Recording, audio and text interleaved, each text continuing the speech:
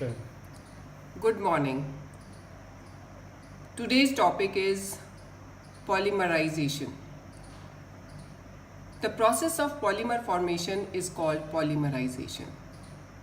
यानी जब बहुत सारी मोनोमर यूनिट्स आपस में जुड़कर एक लॉन्ग चेन कंपाउंड बनाती हैं तो उसे पॉलीमराइजेशन कहते हैं। पॉलीमराइजेशन या बहुलकीकरण की प्रक्रिया दो तरीके से संपन्न होती हैं। One is addition polymerization and another is condensation. Addition polymerization यानी योगात्मक बहुलीकरण, when the simple molecules of monomers are linked together to form long chain without the elimination of any byproduct molecule. The product formed are called addition polymers and the process involved is called addition polymerization. योगात्मक बहुलीकरण की प्रक्रिया में जब सरल monomer units आपस में इस प्रकार लिंक होती हैं कि उनसे बनने वाला जो लॉन्ग चेन कंपाउंड या बहुलक है, उस प्रक्रिया में इस बनने के दौरान किसी भी छोटे बाय प्रोडक्ट की हानि नहीं होती है, तो प्रोडक्ट को हम योगात्मक बहुलक या एडिशन पॉलीमर्स के नाम से जानते हैं और इस प्रक्रिया को एडिशन पॉलीमराइजेशन या योगात्मक बहुलीकरण के नाम से जाना जाता है।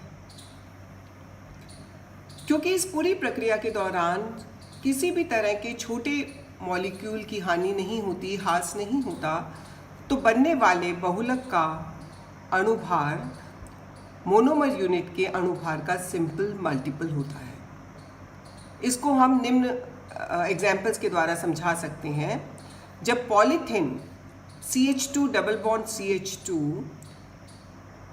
मोनोमर यूनिट से बनता है तो ये प्रक्रिया योगात्मक बहुलीकरण के द्वारा ही संपन्न होती है। CH2 डबल बॉन्ड CH2 जब छोटी छोटी ये मोनोमर यूनिट्स बहुत सारी संख्या में एकत्र होकर एक लॉन्ग चेन कंपाउंड बनाती हैं तो उसे हम पॉलीथिन कहते हैं।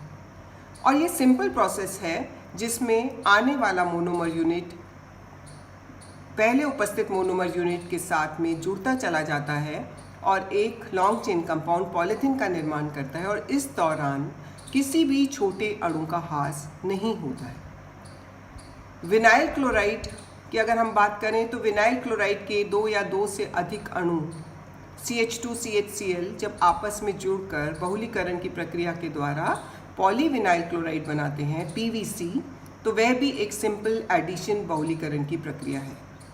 इसी तरह से स्टायरीन के दो या दो से अधिक अणु जब आपस में मिलते हैं तो वह भी योगात्मक बहुलीकरण की प्रोसेस के द्वारा पॉलीस्टायरीन का निर्माण करते हैं। इन पूरे एग्जाम्पल्स को देखने के बाद में एक चीज़ क्लियर है कि जो एडिशन पॉलीमराइजेशन है की जो प्रक्रिया है ये उन मोनोमर यूनिट्स में होती है जिनमें डबल बॉन्ड पाया जाता है और इसमें लेटरल सब्स्टिट्यूएंट्स के रूप में कोई भी फंक्शनल ग्रुप प्रेजेंट नहीं होता है, क्योंकि इस एडिशन पॉलीमराइजेशन में क्रियात्मक समूह का इन्वॉल्वमेंट नहीं होता है। इसलिए बनने वाला जो प्रोडक्ट है वो सिंपल एडिशन पॉलीमराइजेशन के फलस्वरूप बनता है, किसी भी छोटे बाय प्रोडक्ट की हानि नहीं होती। एडिशन पॉलीमराइजेशन को समझने के लिए हम इसके मैकेनिज्म का अध्ययन करेंगे। इसका मैकेनिज्म चेन पॉलीमराइजेशन की प्रक्रिया पर आधारित है। What is chain polymerisation? Chain polymerisation is the self addition of monomers. जैसा कि इसका नाम है, मोनोमर यूनिट्स आपस में जुड़ते चले जाते हैं और ये प्रक्रिया चेन पॉलीमराइजेशन कहलाती है। चेन पॉलीमराइजेशन दो तरीके से संभव है। One is free radical mechanism and another is carbonium ion mechanism. और दोनों ही प्रक्रिया में ये तीन तीन पदों के द्वारा संपन्न होता है। One is chain initiation, second is chain propagation and third is chain termination. पहले हम फ्री रेडिकल मैकेनिज्म की बात करते हैं, मुक्त मूलक मैकेनिज्म। क्या चीज़ है free radical mechanism? Free radical क्या होते हैं? फ्री रेडिकल एनिमल्स या जिन्हें हम इनिशिएटर्स के नाम से जानें, जब ये प्रक्रिया प्रारंभ होती है तो सबसे पहला स्टेप होता है चेन इनिशिएशन, और चेन इनिशिएशन के लिए हमें फ्री रेडिकल की आवश्यकता होती है जो कि प्रक्रिया को प्रारंभ कराएगा। ये इनिशिएटर्स क्या होते हैं? ये प्रक्रिया प्रारंभ कराने वाले जो चेन इनिशिएटर्स हैं, they are thermally unstable compounds and decomposes into free radicals.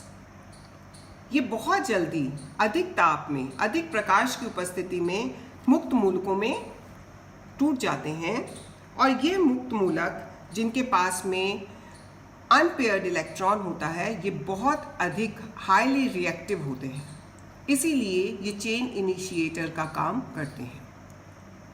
तो सबसे पहले चेन इनिशिएटर एक मोनोमर यूनिट पर अटैक करता है। मोनोमर यूनिट में क्योंकि डबल बॉन्ड है तो उसका एक बॉन्ड टूटकर अपने अपने इलेक्ट्रॉन, अपने साझा किए हुए इलेक्ट्रॉन अपने पास ले लेते हैं, और इस प्रकार मुक्त मूलक उस डबल बॉन्ड पे अटैक करके अगेन एक एक्टिव साइट तैयार करता है उस मोनोमर यूनिट के साथ में जुड़कर।